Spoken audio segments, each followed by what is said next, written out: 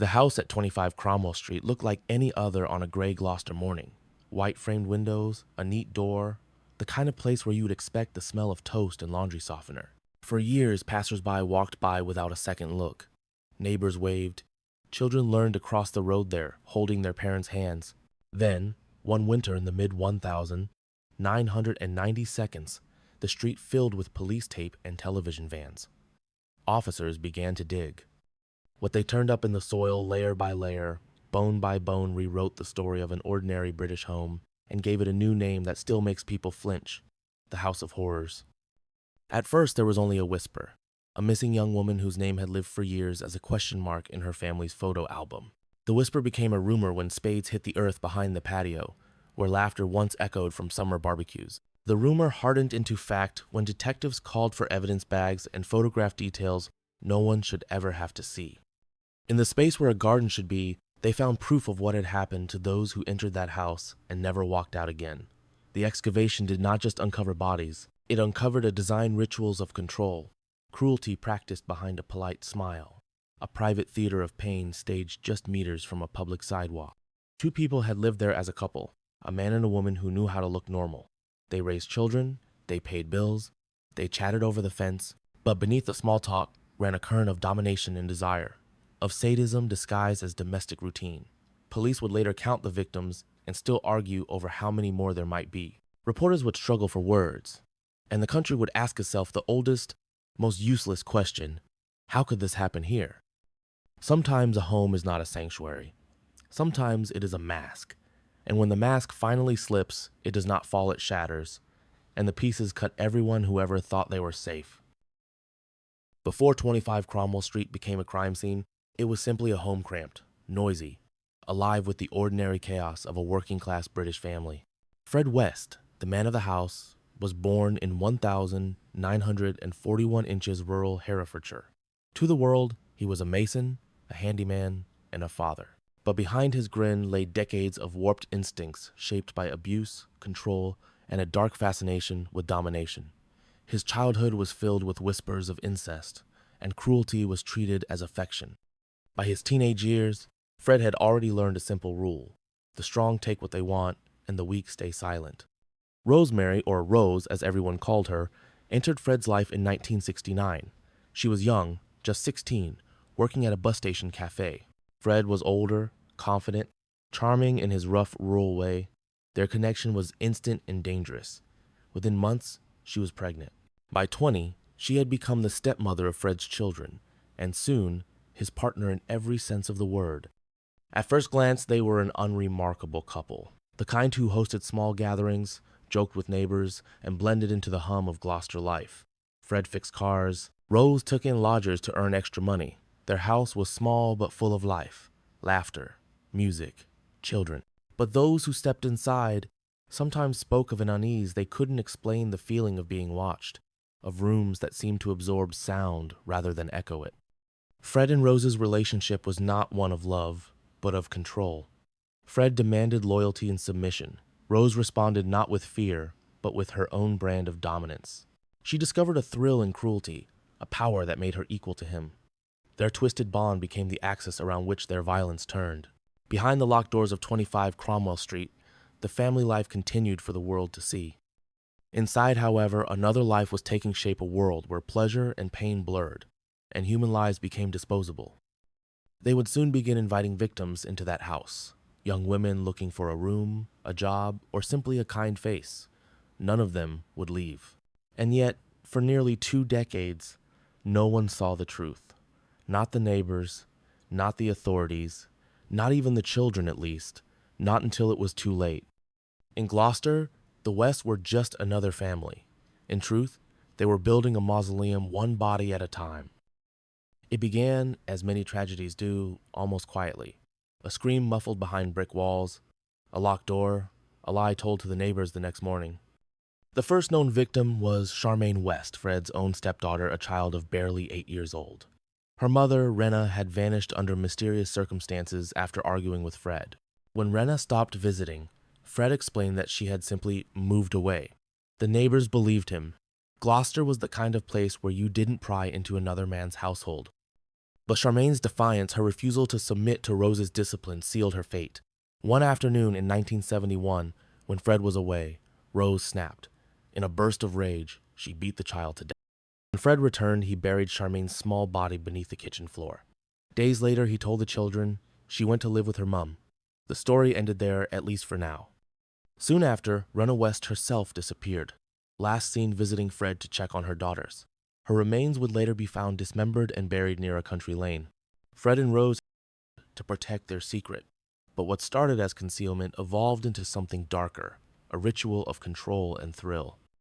By the mid-1970s, the couple had perfected their method. They offered lodging to young women, often runaways or students seeking cheap rent. The basement became their domain, a soundproof room Fred proudly called the playroom. There, violence was rehearsed like theater. Fred's tools, cords, knives, tape were arranged neatly, as if for craftwork. Rose joined in, first hesitantly, then eagerly. She learned that pain could be a language, and she spoke it fluently. Their victims vanished into thin air. No missing persons report gained traction. The women were often estranged from their families, easy to forget. Fred explained away each disappearance. She moved to London. She got a new job. No one checked. No one wanted to believe the friendly couple next door could be hiding death behind plaster walls. Each burial made Fred bolder. He expanded the graveyard under the bathroom, under the garden, under the very foundation of the house. He even joked about it to acquaintances. "If you dig around my place, you'll find trouble." They laughed. He laughed louder. To the outside world, Fred and Rose West were still the smiling couple at 25 Cromwell Street, raising children, paying bills, living life. Inside, the smell of decay began to leak through the cracks. The line between murder and routine had vanished. For Fred and Rose, death was no longer an accident. It was a way of life. By the early 1992s, 25 Cromwell Street still stood faded, cramped, and packed with life. Fred and Rose West had grown older. Their children had grown wary. The laughter that once drifted through the thin walls had turned sharp, nervous, and beneath the surface, the ground itself seemed to pulse with secrets. The first crack appeared when one of their daughters, Heather West, began to rebel. She was bright, outspoken, and most dangerously she questioned her parents' control. Heather told friends at school about things that happened at home, about her mother's violent rages, her father's hands, the fear that hung over every meal. Teachers noted her distress, but no one intervened. When Heather suddenly disappeared in 1987, Fred and Rose offered a chillingly casual explanation. "She got a job at a holiday camp. Don't worry, she'll write." But Heather never wrote. Years passed. The children grew up under strict rules. Don't talk about Heather. Don't bring friends home. Don't ask questions. Yet whispers escaped the walls. Rumors reached social services about abuse, neglect, something unspoken. In 1992, authorities began investigating the Wests for child cruelty. What started as a routine welfare case soon turned into the unearthing of one of Britain's darkest crimes. Detectives interviewed the younger children, who spoke hesitantly at first of bad things in the cellar. One child, trembling, mentioned Heather. "She's under the patio." At first, the police didn't believe it. No one wanted to imagine that sentence could be literal, but a search warrant was issued. On the 24th of February 1994, officers arrived at 25 Cromwell Street. Fred was calm, even helpful. He offered tea. He joked nervously. But when the digging began, his mask began to crack. A few feet beneath the concrete, they found human remains, bones, bound fragments of cloth, teeth. The garden had been turned into a graveyard. Days later, more remains surfaced. Each discovery was methodical, wrapped, buried, labeled in Fred's own handwriting. When confronted, Fred tried to explain, "It was me. Rose had nothing to do with it," but the evidence said otherwise. Inside the house, police found souvenirs, jewelry, photographs, notes, trophies of lives extinguished. The smell of decay clung to every wall, every floorboard. As news broke, the media descended on Gloucester. Crowds gathered outside the home that had once seemed so ordinary. Reporters called it the House of Horrors. The nation watched in disbelief as police carried bags of bones through the narrow doorway. Fred and Rose were arrested. Neighbors who once shared cups of sugar now watched in horror as the truth surfaced, that beneath their feet, 12 young women and girls had been buried, many dismembered, some still unidentified. Fred confessed to to burying, to making mistakes. But when detectives pressed him about Heather, his voice broke. "I did her as well," he said quietly. "It was just one of them things."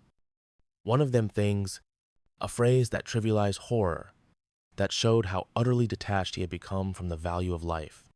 As forensic teams mapped the house, every corner told a story. The cellar walls were lined with hooks. The bathroom ceiling bore faint marks where victims had struggled.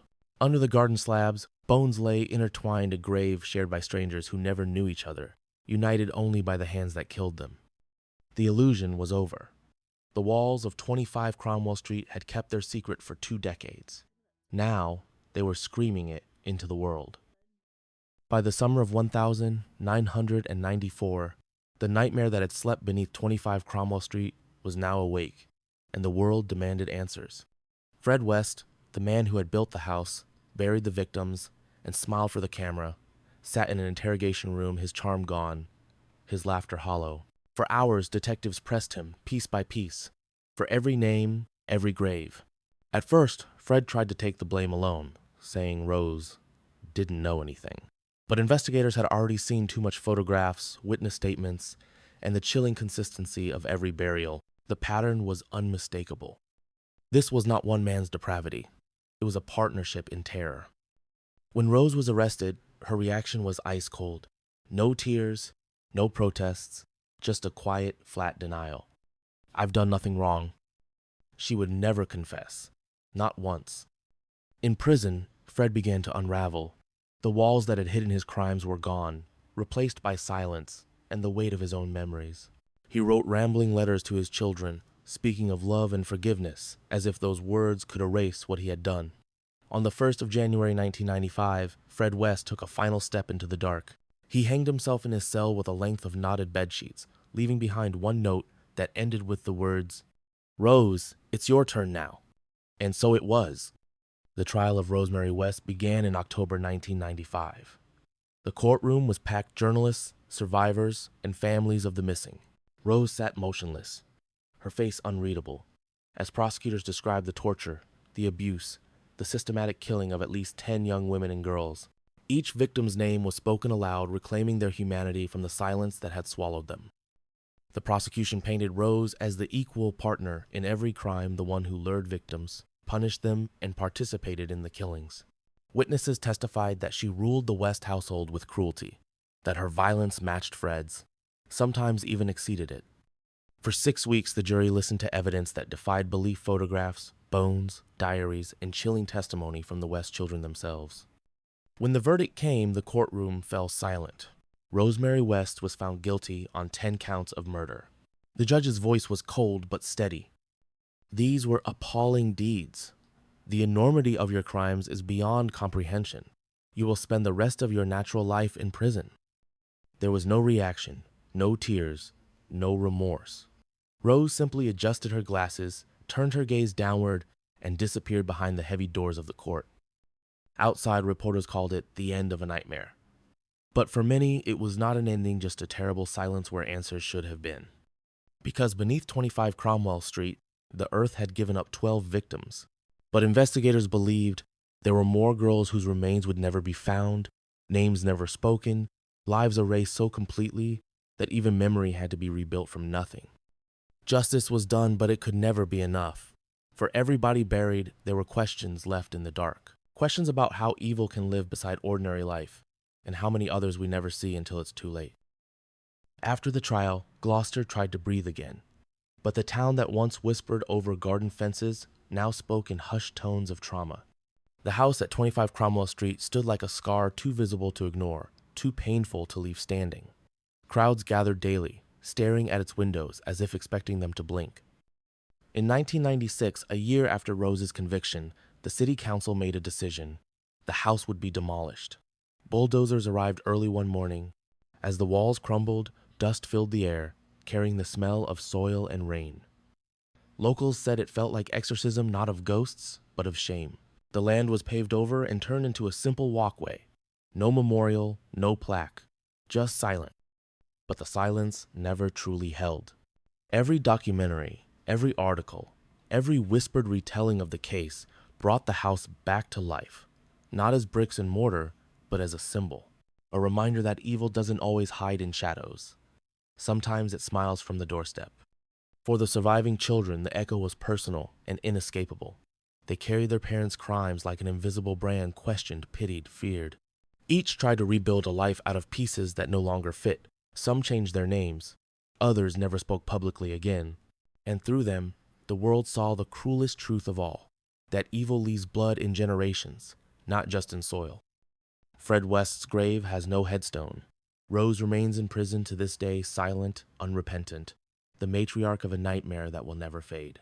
Journalists still write her name with unease, as if saying it aloud risks summoning the house again. Yet, amid the darkness, there is something else: the power of those who refuse to let the victims vanish. Families who demanded their daughters' names be spoken. Officers who refused to look away. Communities who learned that ignorance is its own crime. In the end, 25 Cromwell Street became more than a crime scene. It became a warning, a reminder carved into the conscience of a nation that thought it knew what evil looked like. Because monsters don't always lurk in the woods. Sometimes they live in the house next door and invite you in for tea.